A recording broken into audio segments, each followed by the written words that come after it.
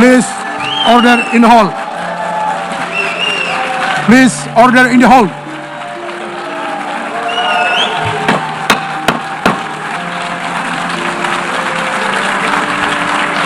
Please order in the hall.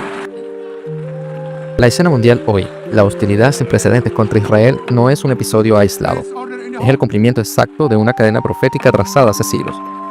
La narrativa que hoy desarrollamos no es una opinión pasajera ni una lectura selectiva de los hechos.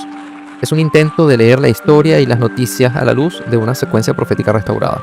Cuando decimos que Israel está en el ojo del huracán, no hablamos solo de titulares, hablamos de decisiones, movimientos de población, actos religiosos con autoridad y tecnologías que transformaron la seguridad de una nación. Para entenderlo cabalmente, debemos ver el mapa completo. La señal, el poder del sacerdocio, el retorno, la prosperidad y la reacción mundial. Y preguntarnos, ¿qué nos exige el Señor en medio de esto? Analizaremos la cronología completa que va desde la publicación del Libro de Mormón hasta la crisis actual de Gaza. Y revelaremos cómo las Escrituras confirman que estamos en el umbral de la segunda venida y que las señales están frente a nuestros ojos.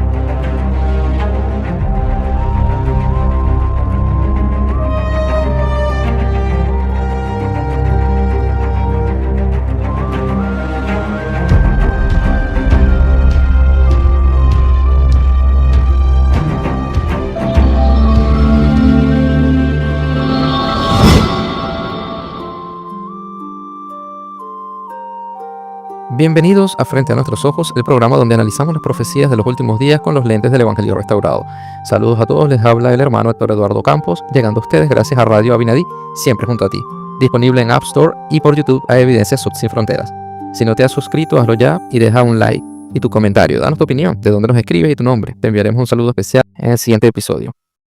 Saludos a Neurona Digital, Enigmas Históricos, que por cierto, estamos trabajando con ampliar el tema de Apocalipsis, pero hay temas que siguen surgiendo y de nuevo hablaremos hoy de Israel. También seguimos con los saludos a Rafael Yari Gualazo y a Yorky Romero por escribirnos. Gracias siempre a todos, gracias por sus opiniones y sus comentarios. Gracias, nos animan a seguir trabajando y dando un material interesante para ustedes. La publicación del Libro de Mormón en 1830 fue la señal anunciada por Cristo para el comienzo de la obra del Padre en los últimos días. Una obra destinada a reunir espiritualmente a Israel y a preparar a los gentiles para ese gran convenio. Esa señal no quedó solo en el plano espiritual, tuvo ramificaciones históricas y geopolíticas. América, lugar donde el Libro de Mormón fue desenterrado, poco después se convirtió en el centro de apoyo político, financiero y moral para los esfuerzos sionistas y para los proyectos concretos de repoblación y adquisición de tierras en Palestina. La obra espiritual abrió vías institucionales, donaciones, una red de simpatizantes y la legitimidad moral que ayudó a sustentar el retorno físico de Judá. Cristo declaró que, antes del fin, habría una señal para los gentiles, un testimonio de que la obra del Padre había comenzado. Cuando sucedan estas cosas, sabrán que la obra del Padre ha empezado ya para dar cumplimiento al convenio que ha hecho con la casa de Israel. Esa señal fue la publicación del Libro de Mormón en 1830. No solamente un libro, fue un símbolo visible de que el Evangelio restaurado abría la puerta para el recogimiento espiritual de Israel a través de las dispensaciones modernas. Y esta señal produjo consecuencias que atravesaron fronteras religiosas, culturales y políticas. Este acto inaugural de la restauración sirvió para hacer conocer a los gentiles el convenio del Padre con Israel. Pero una señal sin acción quedaría como un anuncio vacío. Por eso vino por medio del sacerdocio la dedicación de la Tierra Santa. La dedicación de Tierra Santa por el elder Orson Hyde el 24 de octubre de 1841 fue un acto explícito del sacerdocio, una oración pública y autorizada encaminada a consagrar la tierra para el retorno de los judíos. Ese gesto, realizado por un apóstol con la debida autoridad, tuvo un poder simbólico y organizativo que influyó en la percepción y en el apoyo cristiano internacional hacia el regreso judío. Documentos de la iglesia y estudios históricos muestran cómo el Elder Hyde subió al Monte de los Olivos, oró por la congregación de Israel y pidió que la tierra fuese preservada para la congregación de los restos dispersos de Judá, un acto que la historia de la iglesia interpreta como un paso espiritual que completó los preparativos del recogimiento. El Elder Hyde dedicó Jerusalén para la congregación de los restos dispersos de Judá y pidió que la gloria de Israel se extienda y que aquellos que colaboren en esa obra encuentren favor delante del Señor. Este acto no fue simbólico solamente, marcó la primera dedicación oficial de la Tierra Santa en esta dispensación, que luego hubo otras oraciones dedicatorias más adelante, de hecho, aproximadamente 11. Ningún lugar ha tenido tantas oportunidades de oraciones dedicatorias como lo ha sido Tierra Santa. Fue un paso especial con implicaciones terrenales. La iglesia misma lo reconoce en sus documentos históricos. Hyde rodó la piedra de un altar y dejó testimonio visible de su consagración. Pero este hecho espiritual requería una acción práctica, y la acción se dio en paralelo al movimiento judío de retorno, la colonización y organización nacional. Pero esa dedicación espiritual tuvo un correlato práctico. Desde fines del siglo XIX y comienzos del siglo XX, los líderes y comunidades judías, con un espíritu que venía del Padre Celestial, comenzaron a comprar tierras, fundar asentamientos y organizar estructuras políticas para facilitar su retorno. Hubo 3 elementos clave. Primero, compras de tierra y colonización. Particulares y organizaciones judías adquirieron terrenos durante el periodo otomano y el mandato británico. Estas compras fueron realizadas por empresas, filántropos y colectas organizadas, y financiaron las primeras colonias agrícolas y ciudades en Yishuv. Los procesos de compra fueron continuos desde las décadas de 1880 y 1910. Este primer punto es interesante porque la primera cosa que siempre tildan de Israel es que han robado las tierras de los árabes, pero para nada es cierto. Los judíos tenían asentamientos, había muchos judíos que ya vivían en esas tierras, y muchos otros desde 1880 en adelante fueron comprando tierras. En ningún momento hubo robo o desplazamientos de alguna manera de otras personas que vivieran allí. Ellos compraron su tierra porque históricamente ese lugar ha sido habitado por múltiples asentamientos judíos y de otras religiones, cristianos y árabes.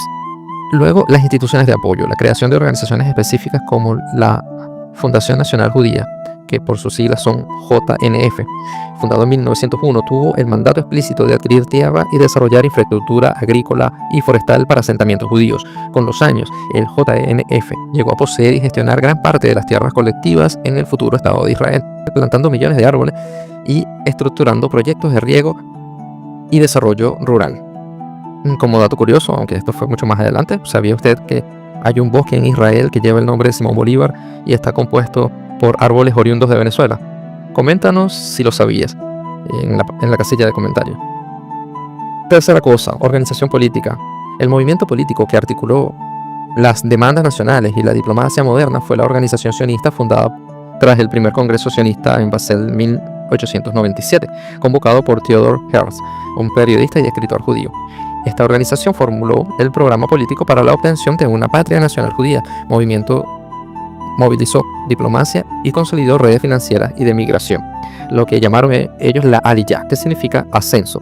Es importante anotar esto también, porque el hecho de crear una nación en esta época era algo que se estaba haciendo. Los estados-naciones en esta época, después de la Segunda Guerra Mundial, se estaba reconfigurando el mapa político del mundo después de las guerras, y desde hace muchos años atrás ya se estaba hablando de un lugar para que los judíos se asentaran, por los conflictos que los judíos tuvieron en diferentes lugares, por el antisemitismo por muchos siglos.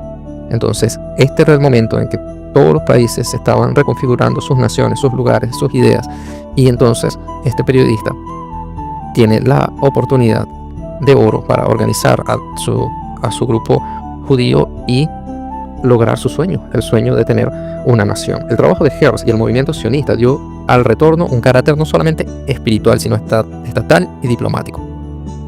En suma, la dedicación de la tierra de Israel fue una semilla espiritual. Las compras de tierra, los grupos como el movimiento nacional judío, y el movimiento sionista fueron medios prácticos que hicieron posible el retorno físico que las escrituras tanto anunciaban. Así que la señal espiritual del Libro de Mormón y la dedicación sacerdotal se proyectaron hacia realidades tangibles, compras de tierras, colonos que se mudaban al terreno prometido y estructuras nacionales que dibujaron el horizonte de un Israel moderno. El tercer paso profético exigía que Israel no solo regresara, sino que se estableciera con seguridad, que morara confiado para que la codicia de las naciones pueda manifestarse. La profecía dice textualmente: serás tú convocado, en los últimos años vendrás a la tierra recuperada de la espada, recogida de muchos pueblos, a los montes de Israel, que siempre han sido una desolación, pero fue sacada de las naciones y todos ellos habitarán confiadamente. Ezequiel 38:8. Y Jeremías también prometió: en sus días será salvo Judá, e Israel habitará seguro. Jeremías 23:6. La creación del Estado de Israel el 14 de mayo de 1948 fue el momento decisivo del retorno político. Pero ese retorno fue tan solo la puerta de entrada. Durante las décadas siguientes, Israel sobrevivió guerras y consolidó su tecnología, su economía y sus defensas para poder morar confiado en medio de vecinos muy diversos. Apenas se crea el Estado de Israel en 1948, ejércitos árabes invadieron, pero la nación israelí resistió y mantuvo su soberanía. En 1967, la Guerra de los 6 días fue un hito inesperado. Israel derrotó en pocos días a Egipto, Jordania y Siria, ocupando la península del Sinaí, Gaza, Cisjordania, Jerusalén Este y los altos del Golán. Desde entonces, Israel ha enfrentado conflictos fronterizos y amenazas múltiples: Hezbolá, ataques con cohetes, guerra en el Líbano, etc., con capacidad de responder militarmente y mantener la integridad territorial. Estas victorias militares no surgieron del azar, fueron el resultado de una combinación de estrategia, entrenamiento, inteligencia y, muy notablemente, innovación tecnológica y científica. Israel es hoy reconocido como uno de los países con mayor densidad de innovación per cápita. Existen invenciones, empresas de alto nivel y desarrollos que destacan. El domo de hierro, por ejemplo, que intercepta cohetes de corto alcance, el David Salim y Arrow cubren rangos medios y superiores. Durante el conflicto iniciado el 7 de octubre de 2023, Israel enfrentó decenas de miles de proyectiles entre cohetes, misiles y drones y utilizó esos sistemas en múltiples frentes. Aplicaciones como WISE, empresa de ciberseguridad, innovación en inteligencia artificial y agricultura de precisión ha convertido a Israel en una nación startup. Israel desarrolló técnicas de riego por goteo, repoblación verdes en tierras áridas, reutilización de aguas y programas de investigación agrícola que permiten cultivos en zonas extremas. Estas capacidades técnicas y económicas le otorgan una ventaja significativa frente a muchos vecinos que han vivido crisis políticas, guerras civiles y falta de inversión sostenida. Este constante entre una Israel innovadora, tecnificada y segura frente a naciones vecinas con inestabilidad, hambruna o conflictos internos subraya que la condición profética de morada confiada es algo que Israel cumplió materialmente. Muchos países vecinos han sufrido guerras civiles, inestabilidad política y colapsos económicos, por ejemplo Siria o Líbano, la mayoría a causa de la diferencia religiosa entre las facciones del Islam, como ya hemos enseñado en el programa de El origen del Islam, que lo pueden buscar. Dejaré en la descripción un link con todos los videos de Frente a Nuestros Ojos, y allí pueden ubicar ese video, si no lo han visto. Se llama 11 de septiembre, capítulo 1, El origen del Islam. Estas condiciones de los vecinos contraponen la relativa seguridad y prosperidad israelí a la condición frágil de varias naciones limítrofes que más bien buscan borrar del mapa a Israel.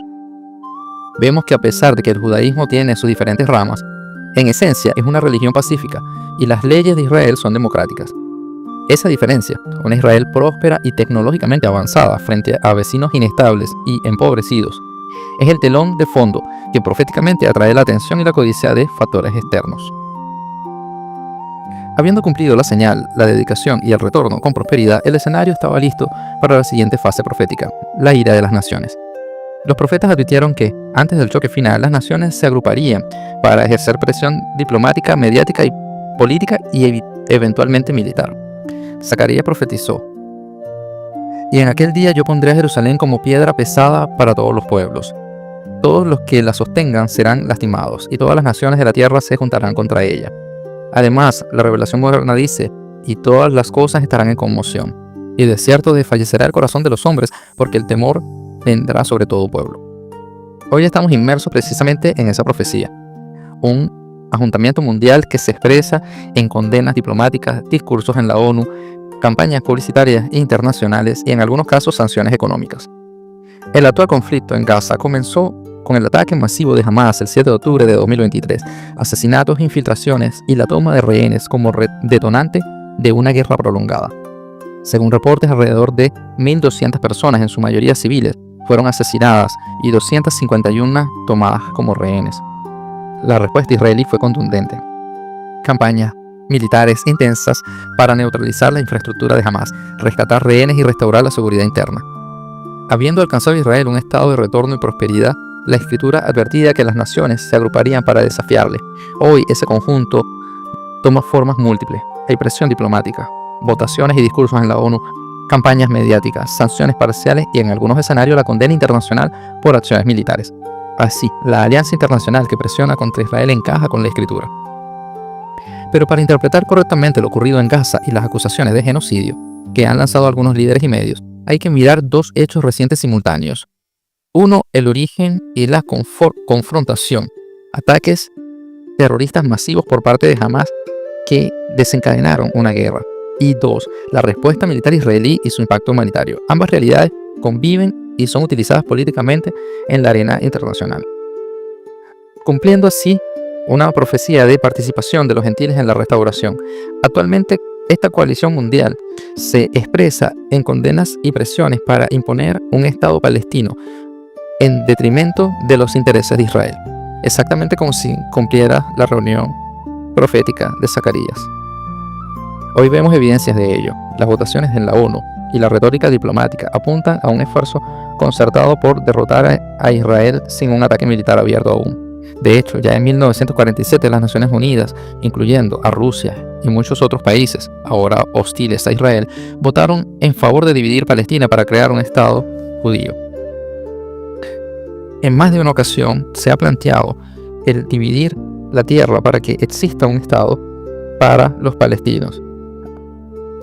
Pero en todas las ocasiones, ellos son los que han pateado la mesa y no han querido aceptarlo. Porque, en esencia, esto es una lucha religiosa, más que política. Casi que todo el Oriente Medio está poblado por el Islam, por árabes, que de una u otra forma han tomado el gobierno y están intentando hacer un califato global. El problema acá no es si tenemos o no tenemos un Estado palestino. Lo que desean los palestinos es no ser vecino de Israel, porque Israel molesta, porque Israel no puede ser totalmente conquistado por la Sharia, que es la ley islámica. Aquí es donde la narrativa requiere una mirada equilibrada. Mientras gran parte del mundo centra la atención en Gaza y en las acusaciones contra Israel, simultáneamente existen persecuciones y masacres en otras regiones que reciben menos foco mediático o diplomático. Nadie habla de lo que está pasando acá. Estoy en Sudán, uno de los países más grandes de África que hace 2 años está sumido en una guerra. La cantidad de personas desplazadas es más grande que cualquier otro conflicto en el mundo y sin embargo no llega a los titulares. Son 12 millones de personas, muchos de ellos que viven en campos de desplazados como los que estoy en este momento, en estas carpas, compartiendo baño entre 125 familias. Sudán está en guerra hace 2 años. El 15 de abril del 2023 se desató un conflicto entre las Fuerzas Armadas de Sudán y las Fuerzas de Apoyo Rápido, conocidas como las RSF por sus siglas en inglés. Es difícil calcular el número exacto de muertos y heridos. Los organismos internacionales calculan que son más de 60.000 personas fallecidas. El problema es que el país está dividido en dos, entre las zonas tomadas por el ejército y por los grupos paramilitares, en donde no se puede ingresar. En este contexto, el rol de las ONG cobra fuerza para poder llevar ayuda hasta los rincones más alejados. Por ejemplo, la Media Luna Roja Sudanesa, que es la filial de la Cruz Roja local, distribuye provisiones en 18 provincias del país. Estoy en uno de los campos de desplazados. Viven 120 familias que tienen entre 5 y 7 integrantes cada familia. Nos están contando sus historias y cómo llegaron hasta acá. Así son las carpas en donde viven miles. Es la mayor crisis humanitaria actual y la necesidad es absoluta. La Fundación Solidar de Enrique Piñeiro y Carla Calabrese llevó 79 toneladas de ayuda en el barco con el que suelen rescatar personas que migran por el Mediterráneo. Llevaron lonas plásticas, baldes para poder distribuir agua potable y que las personas no se enfermen de cólera, sets de cocinas para poder preparar comida y mats para dormir en cualquier espacio posible. Más de 30 millones de personas, que significa más de la mitad de la población de Sudán, necesitan ayuda urgente según los informes de la ONU. Y sin embargo, esta es una guerra olvidada por el mundo. Así. Dos ejemplos claros y documentados. Yemen, en zonas controladas por los hutíes y en regiones devastadas por la guerra civil, los cristianos enfrentan prohibiciones, vigilancia extrema y riesgo de muerte. Informes de organizaciones de vigilancia de la libertad religiosa documentan condiciones de persecución severa. Nigeria, ataques y violencia de grupos como Boko Haram y SWAT. y bandas armadas han producido un número muy alto de muertes y desplazamientos en comunidades cristianas.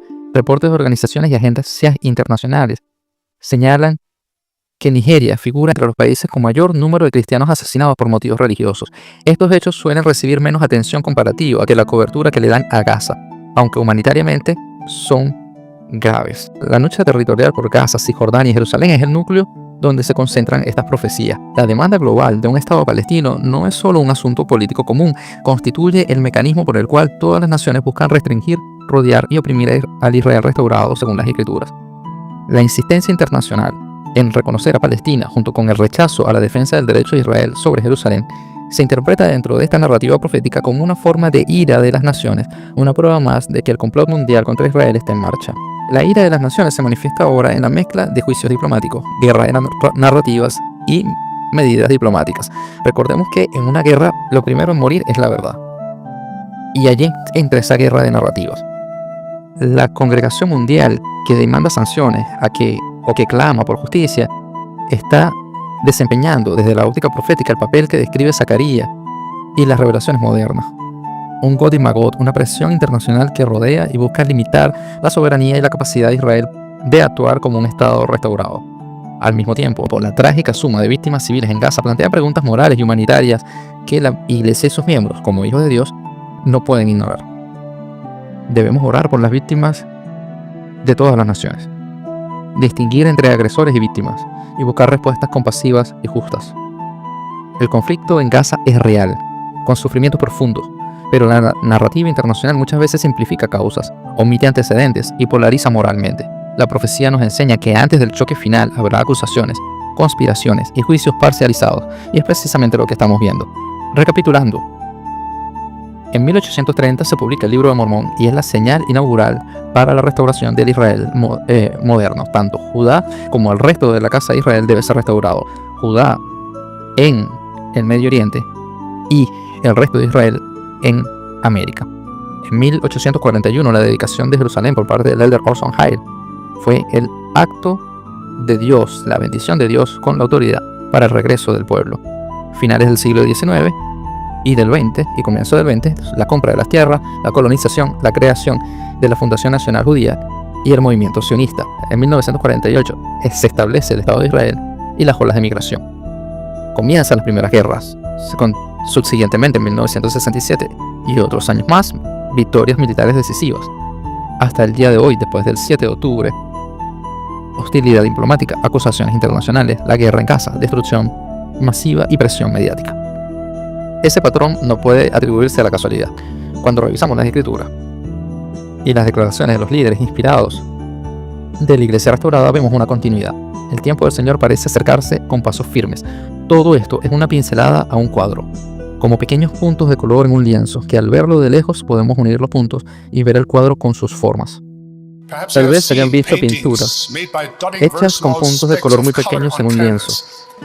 De cerca, esos puntos parecen desconectados y aleatorios, pero cuando se contempla el cuadro entero, se puede apreciar cómo los puntos se combinan en colores y cómo los colores al final toman formas que revelan una bella imagen. Lo que alguna vez parecía arbitrario e incluso confuso, comienza a tener sentido. Los puntos que componen nuestras experiencias en la vida pueden verse desconectados y caóticos. No podemos ver ningún orden en ellos. No podemos imaginar que tengan algún propósito. Sin embargo, cuando miran su vida desde la perspectiva eterna del Evangelio de Jesucristo, comienzan a ver cómo los puntos se conectan con el gran designio. Y cuando se esfuerzan por confiar en Dios y seguir a su Hijo, Jesucristo, un día verán el producto terminado y sabrán que el maestro artista tenía un plan para esos puntos aleatorios. Verán que Él los estaba preparando para oportunidades y posibilidades mucho más gloriosas de lo que jamás podrían haber imaginado o logrado por ustedes mismos. De eso testifico. Y les doy mi bendición en el sagrado nombre de nuestro Maestro, en el nombre de Jesucristo. Si la secuencia profética y los hechos históricos coinciden con la publicación del Libro de Mormón como señal, las dedicaciones sacerdotales, el retorno físico de Judá y la ira reciente de las naciones hoy, la respuesta práctica y espiritual para nosotros los creyentes es doble: entender y prepararse. Primeramente, debemos entender, reconocer que las fuerzas internacionales, políticas y mediáticas se mueven según las lógicas humanas, que la historia tiene patrones proféticos, que no todo lo que se dice con vehemencia en las asambleas internacionales refleja una verdad completa sobre causas y efectos. 2. Prepararse espiritualmente. Permanecer en lugares santos, cumplir convenios, abrigar compasión por todas las víctimas, orar por la paz, escuchar el consejo de los líderes de la iglesia. La enseñanza profética santo de los últimos días insiste en la responsabilidad personal de ser una luz, de ser la sal de la tierra en tiempos tumultuosos, cuidando a los desamparados, cualquiera que sea su nación o fe, y manteniendo la fidelidad doctrinal. Debemos reconocer que los acontecimientos globales tienen dimensiones espirituales y proféticas. No todo es equiparable ni simétrico. Algunas naciones actúan por convicciones, otras por intereses, y el Espíritu nos permite ver detrás de los discursos. El Señor no es ingenuo ante la carga humana. Él ve ambas partes del conflicto, los sufrimientos inocentes y las realidades de la guerra. Permanezcamos en lugares santos. No nos dejemos arrastrar por el ruido mediático ni la presión política. Guardemos nuestros convenios con devoción, oración, estudio y servicio. Oremos por todas las víctimas, sin importar su nación o credo. Seamos instrumentos de compasión y luz. Escuchemos la voz de los profetas vivientes, cuyos consejos nos guían en tiempos de confusión. Cada fecha clave coincide con una profecía explícita y avanza el reloj profético con una precisión que trasciende la casualidad. La persecución, el aislamiento y la furia de las naciones que vemos hoy en noticias y discursos internacionales son la confirmación de que el mundo se está preparando para la confrontación final anunciada por los profetas. Esto nos invita a la acción concreta, permanecer firmes y fieles, como enseñó el presidente Russell M. Nelson. En los días venideros veremos las mayores manifestaciones del poder del Salvador que el mundo jamás haya visto. Y Él concederá innumerables privilegios, bendiciones y milagros a los fieles. Incluso cuando todo a nuestro alrededor parece convulsionarse, en efecto, las Escrituras y los sucesos actuales confirman que el tiempo del Señor está cerca, que cada oyente responda con fe, ubicándose bajo la protección del Señor, guardando sus convenios y fortaleciendo su fundamento espiritual. Así podremos afrontar con esperanza la consumación de la profecía, sabiendo que al final Dios, el fuerte de Jacob, será nuestro Salvador y Redentor. Si te gustó, comparte y abre las Escrituras porque su cumplimiento está frente a nuestros ojos. ¿Se pueden criticar los excesos de Israel? Siempre, por supuesto que sí, es necesario. Pero, punto número 1, el Estado terrorista no es Israel. Es algo que todavía no ni siquiera es Estado, pero bueno, es Palestina. De hecho, quien gobierna a Palestina, quien está al frente de Palestina, es una banda terrorista. Y hay una diferencia sustancial entre Israel y Palestina. Y la diferencia sustancial es que, efectivamente, mientras que Israel promueve el respeto a la vida, al margen de todos los excesos que se puedan cometer en una guerra, etcétera, etcétera, como se cometen lamentablemente en todas las guerras. Promueve el respeto a la vida, mientras que Palestina forma parte de una cultura en la que se vanagloria la muerte. Lo que se sacraliza es la muerte. De hecho, se premia al que asesina a inocentes. Es un tema cultural, es un tema también, no solo religioso, es un tema cultural, y eso lo hace radicalmente incompatible con Occidente, con las bases de la civilización occidental. Una pregunta que deberíamos hacernos es ¿por qué ninguno de los países musulmanes que hacen frontera con Palestina, ninguna quiere acoger a refugiados? Absolutamente ninguno.